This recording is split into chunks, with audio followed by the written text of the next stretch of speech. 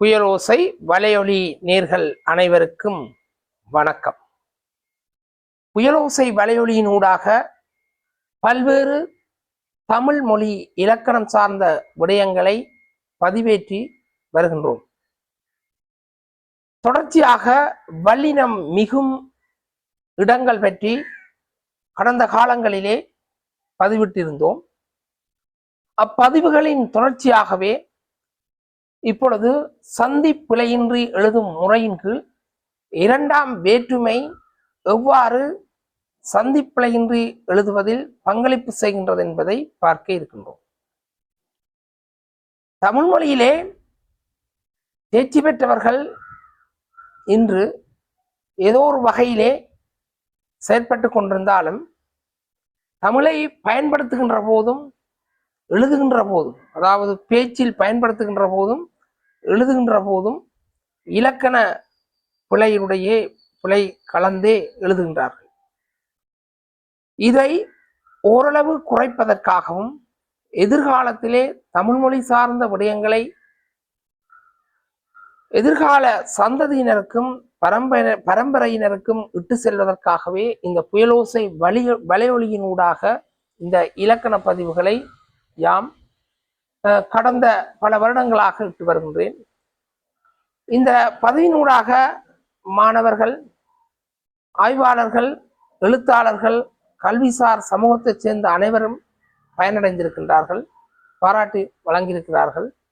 அவர்களுடைய வேண்டுகோளுக்கேற்ப நீண்ட காலத்தின் பின்னர் இந்த சந்திப்பிழை இன்றை எழுதும் முறைகளை உங்களுக்கு தொடர்ச்சியாக கொண்டு செல்ல இருக்கின்றேன். இதற்கு முன்னைய பகுதிகளிலே அந்த, இந்த, உந்த, இரு போன்ற சொற்கள் எவ்வாறு சந்திப்பிழையின்றி எழுதலாம், வல்லினம் மிகும் என்ற அடிப்படையிலும் பார்த்தார்கள். தொடர்ச்சியாக முதலாம் வேற்றுமை, எட்டாம் வேற்றுமை என்ற வகையில் எவ்வாறு சந்திப்பிழையின்றி எழுதலாம் என்பதையும் பார்த்தார்கள். இன்று நாம் பார்க்க போறது இரண்டாம் வேற்றுமை. இரண்டாம் வேற்றுமையினுடைய உருவு நாங்கள் ஐ என்று சொல்லிக் கொள்ளலாம். இரண்டாம் வேற்றுமையின் உருவு ஐ. இந்த இடத்திலே நாம் இன்று பத்திரிகைகளாக இருந்தால் என்ன, சாதாரணமாக ஒரு பயிற்சி கோப்பியாக இருந்தால் என்ன, அபியாச கோப்பியாக இருந்தால் என்ன, அல்லது மேடை பேச்சுகளாக இருந்தால் என்ன, நாம் எழுதுகின்ற போது பாருங்கள், தலையை உடைத்தேன், தலையை உடைத்தேன், இவ்வாறு எழுதுகிறோம். இங்கே தலையை உடைத்தேன் என்பதிலே இந்த இடத்திலே வல்லின எழுத்து வந்துவிட்டால், இங்கே தானா ஒரு உயிர்மெய் எழுத்தா இருக்கிறது, உணா உயிராக இருக்கின்றது. இவ்வாறு தலையை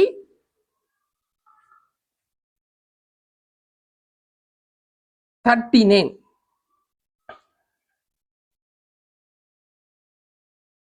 இங்கே இந்த தலையை உடைத்தேன் என்பது இது சரியான வடிவமாக இருக்கின்றது. ஆனால் இங்கே தலையை தட்டினேன் என்றால் இங்கே இத்தன்னா வர வேண்டும்.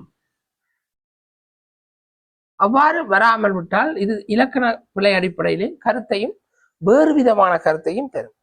அப்ப இதுதான் இந்த மூன்றாம் வேற்றுமை செய்கின்ற வேலை, அந்த வல்லினம் மிகுகின்ற பங்கை செய்கின்றது. பாருங்கள், வீடு கட்டு, வீடு கட்டு என்று வீடு கட்டு, இந்த வீடோட வீடோடு நாங்கள் ஐயன்னாவை சேர்க்க போறோம். ஐயன்னாவை சேர்த்தால் வீடு, வியன்னா டூனா வீடு. இது வீடுல இட்டன்னா சக ஊவண்ணா. இதை நாங்கள் நெடித்தொடர் குற்றியல் உரம் என்று சொல்லிக்கொள்ளலாம். வியன்னா வீடு, நெடித்தொடர் குற்றியல் உரம் என்று சொல்லிக்கொள்ளலாம். இந்த ஐயன்னா இங்க இப்படியே வரும், இந்த ஐயன்னா இங்க இறங்கி வரும், இதுல இறங்கி வரும், ஐயன்னா வரும். இந்த வீடு இட்டோடு இந்த ஐயன்னா சேரும். ஆகவே வீட்டை கட்டு என்று எழுதுகிறார்கள். இவ்வாறு எழுதினால் பிழையான வடிவம். இங்கே எவ்வாறு எழுத வேண்டும் என்றால் வீட்டை கட்டு, வீட்டை கட்டு. அப்ப அவ்வாறுதான் பாருங்கள், வீடு கட்டு, வீட்டை கட்டு. அதாவது இது தொகை மிகாது, தொகையாக வருகின்ற போது, அதாவது வேற்றுமை தொகை, இரண்டாம் வேற்றுமை தொகையிலே ஐ உருவு மறைந்து வந்தால் என்ன செய்யும் என்று சொன்னால் வல்லினம் மிகாது. வேலை செய், வேலையை செய். நாய் துரத்தினான், நாயை துரத்தினான். சங்கம் போற்று, சங்கத்தை போற்று. அப்ப நாங்கள் இந்த காலப்பகுதியிலே நாங்கள் பெரிய பத்திரிகைகளிலே தலைப்புச் செய்திகள் எடுத்தால், இப்ப ஒரு உதாரணத்துக்கு சங்கத்தை போற்று என்றால் சங்கத்தை போற்று என்று பிரிச்சு எழுதியிருக்கிறார். ஆகவே இது பிழையான கருத்தை கொண்டதாக இருக்கும். இதற்கு நான் உதாரணம், முன்னே உதாரணங்களும் சொன்னான், இப்பொழுது உதாரணம் ஒன்று திரும்ப உங்களுக்கு சொல்கின்றேன். தந்த பெட்டி, தந்தப்பட்டி இப்ப நான் சேர்த்தால், அப்ப தந்தப்பட்டி என்று சொன்னால் ஒருவர் எங்களுக்கு வழங்கிய பட்டி அல்லது கொடுத்த பட்டி. தந்தப்பட்டி என்றால் ஞான தந்தத்தால் ஆன பட்டி. ஆகவே ஒரு எழுத்தினால் அந்த சொல்லுடைய பொருளே மாறிவிடும். ஆகவே இது இவ்வாறு இருக்க, இந்த வேற்றுமை தொகையிலே மிகாது, வேற்றுமை விரி நிலையிலே மிகும், உருவும் பயனும் உடன் தொக்க வரும் தொகையிலேயும் மிகுமா. அது என்னன்னு சொன்னா, இப்ப நீர் குடம்.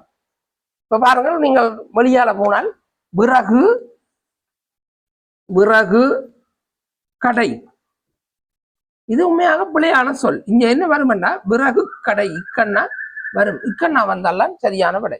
ஏனென்றால் நீர் குடம், நீரை உடைய குடம், உருவும் இருக்கு, அந்த பயனும் இருக்கு, நீரை கொண்ட பயன் இருக்கு. விறகு கடை, விறகை விற்கின்ற கடை. முடித்தலை, முடியை உடைய கடை. ஆகவே இங்க உருவும் பயனும் தொக்க வருகின்ற வகையில், அப்ப மூன்றாம் வேற்றுமையிலே நீங்கள் சில வேளையில நாங்கள் பார்க்கலாம். இப்ப பாருங்கள், புனை கதை, அது நாங்கள் என்ன எழுதலாம், புனை கதை என்று எழுத இயலாது, புனை கதை. அதே நேரத்தில் புனையை கட்டினான், புனையை புனை கட்டினான், புனை புனை கட்டினான் வராது, புனை கட்டினான், புனையை கட்டினான்டா, இக்கண்ணா அங்க வரும். ஆகவே நீங்கள் இதில் தெரிந்திருக்க வேண்டிய விடயம், இந்த சந்திப்பிழை இன்றி எழுதுவதற்காக தொகையிலே மிகாது, அதாவது வீடு கட்டினான், பாட்டு பாடினான், பாட்டை பாடினான். நாங்கள் இப்பொழுது என்ன எழுதுகிறோம், பாட்டை பாடினான். பாட்டை ஐ வந்தால் அது மிகுந்து வரும். அவ்வாறு தொகை நிலையா வந்தால் மிகாது, உருவும் பயனும் வந்தால், இப்ப நீர்க்குடம், நீரை உடைய குடம், விறகு கடை, விறகை விற்கும் கடை, முடித்தலை, முடிய உடைய கடை என்ற வகையிலே மிகுந்து வரும்.